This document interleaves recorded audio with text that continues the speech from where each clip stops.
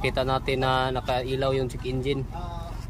So ito yung problema natin.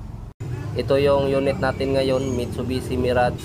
Mula pa sa Pagadian to, bumiyahe lang papunta dito sa Oroquita.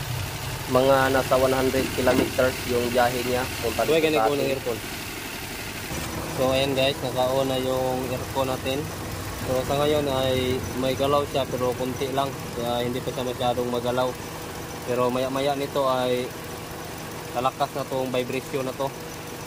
Tapos mawawala na yung lamig kasi parang ano na yung ano niya, yung minor niya ay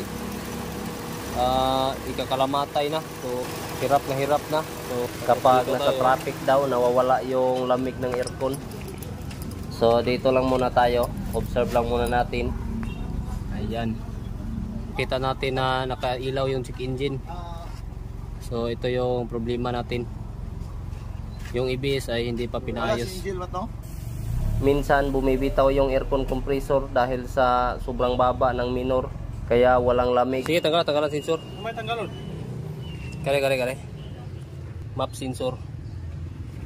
Sure ka na? Ay na. Basta ko musugo sigurado na. Dahil karing isa po do. Karing kuan po, karing oxygen sensor nasa loyo. Sure ka na. Kani. Masipyat ay mong hula. Ay na. Basta kayo hula-hula, wag sigurado na. Sige, tanggalan ng duha, kanang duha may tanggala. Ang ginawa lang muna namin dito, tinanggal lang muna tong map sensor. Ito kasi yung duda ko na kaya bumaba minsan yung minor dahil dito. Kaya kapag bumaba yung minor ay bumibitaw talaga yung aircon compressor para hindi mamatay yung engine. Ano tayo baligyan eh? Baligya? Kita pag basta kita na ano.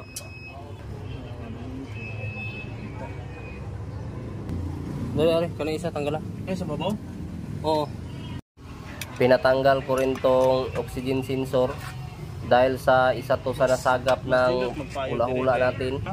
So bali dalawang sensor yung papalitan natin. Okay, pagbata to. Nakakatane? Nakalagi na. Brand new ha. Habang hinihintay ko pa yung parts, nagpalamig lang muna ako dito. Ang sarap kasing kumain ng ice cream dahil sa sobrang igang-igang ng panahon ngayon. Na? Butang ari. Lo. Ano sample? Surplus? Kita natin na surplus lang yung mga parts na nabili natin. Tinanggal lang kasi to nung sasakyan na nakapark doon sa kabilang kanto. May magsasabi na naman sa atin na madali lang tong ginawa natin. Pero alam nyo ba na bago pa pumunta yung may-ari dito, pinaayos niya muna to doon sa kanila. Marami na daw yung tumingin dito pero hindi pa rin talaga nagawa. Ang kagandahan lang nito, pag nakita tong video na to nung unang gumawa, ay malalaman niya kung ano lang ba yung kulang sa ginawa niya. Kaya sa susunod, pag nangyari na naman ulit, ay alam na kung ano yung dapat gawin. May mga magsasabi na naman na nagyayabang na naman ako.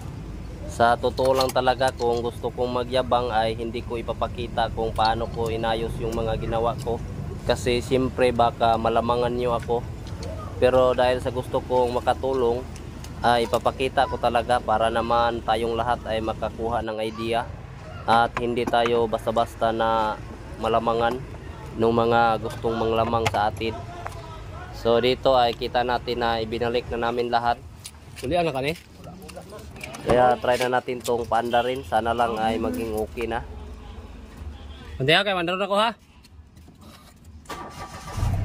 Nako, Diyos ko. Ayun na nga, nawala na yung ilaw-ilaw dito. Paano ba yan? So ngayon, ang natira na lang dito, ito na lang EBS kasi ito handbrake naman tong isa. So ayan, handbrake. Itong EBS, wala pa tayong job order dito kaya hindi lang muna natin yan gagalawin. So bali yung job order natin ngayon, yun lang check engine. So try natin on yung aircon natin.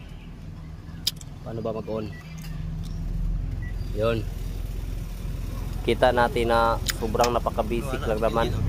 Pero kahit basic, pag hindi alam ay wala pa rin talaga. Ibo talaga.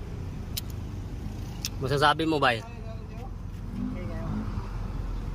Ano masasabi mo? Okay.